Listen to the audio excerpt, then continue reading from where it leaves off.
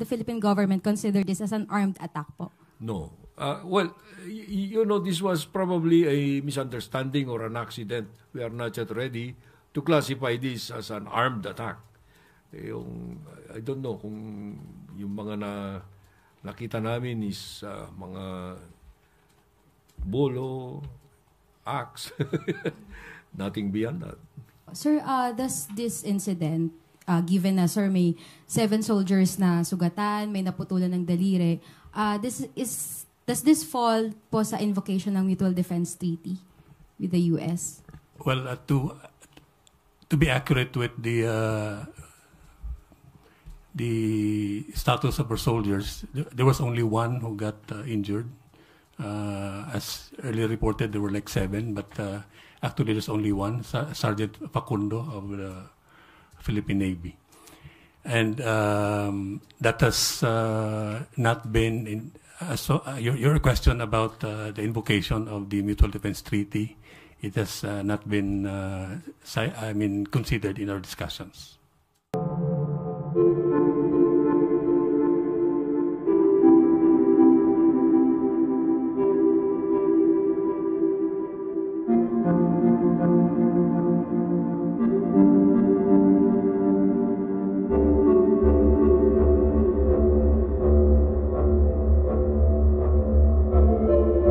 The National Maritime Council convened today its second meeting in accordance with the mandates specified in Executive Order Number 57, Series of 2024, signed by President Ferdinand Marcos Jr. last March 2024. The meeting was also called in light of the recent developments in the West Philippine Sea. The executive order aims to strengthen the Philippines' maritime security and maritime domain awareness through the enhanced coordination of the National Maritime Council, the Presidential Office for Maritime Concerns, the National Maritime Center, and the National Task Force, West Philippine Sea.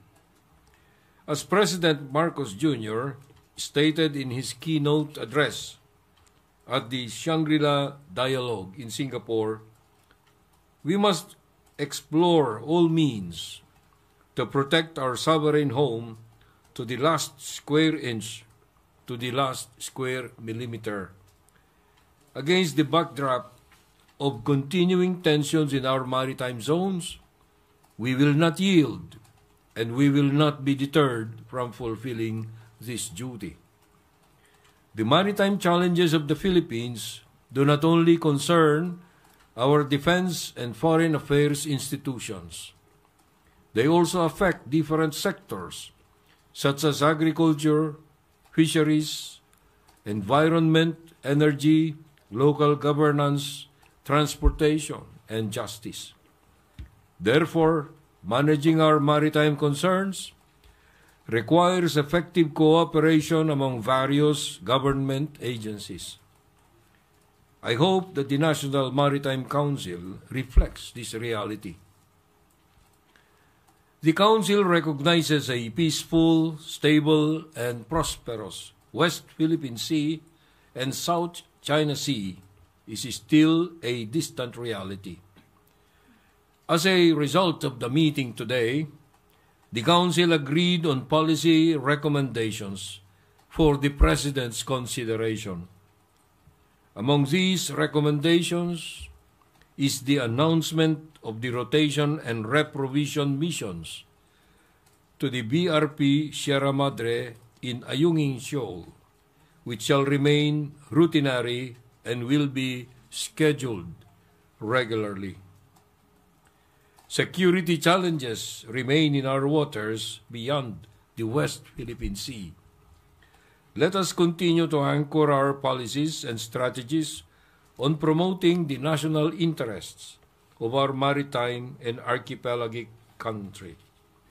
Maraming salamat.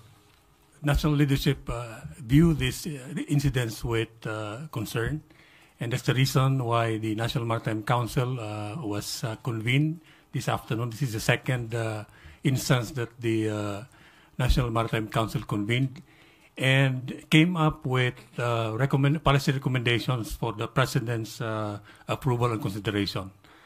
And we will be awaiting for the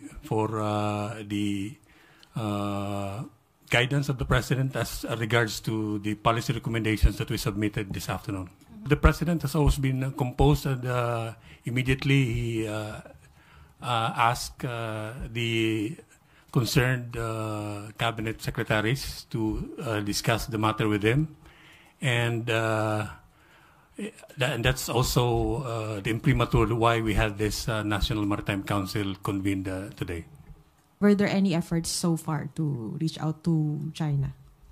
Well, those are matters that pertain to a proper office, the Department of Foreign Affairs, and we have yet to receive feedback from the relevant officials of the Department of Foreign Affairs. But reaching out is always a means to look at the situation, to resolve any pending issues or concerns. Just that's lang. Is the government thinking of elevating this to a higher international body, this latest incident? That's not yet in consideration, no? Because I think this is a matter that can easily be resolved very soon by us, and if China wants to work with us, we can work with China. Sir, ano po yung magiging difference ng policy recommendation with the current policy po when it comes to the resupply mission? Kasi parang nagkakaroon naman po tayo ng regular resupply mission sa Ayungin, di ba po? Ano po yung magiging difference? Well, we just don't know that if the reason for this is there was no prior knowledge on the part of China that we were resupplying. They knew that we had to resupply, that we were resupplying. It's just a normal, routinary matter. So, in the best interest of all parties, I think it was a wise decision for the President to accept our recommendation to publicize the schedule for activities without giving up anything. Wala namang masama doon. Pero sir, puro military na po yung magkoconduct ng RORE? Hindi naman, dahil civilian talaga yung effort na yan. No? But you must realize also that the people who are there in Sierra Madre are military components. So if ever there is a rotation, no? Rotation ang tawag doon, you replace those people there. So to that extent, military yun.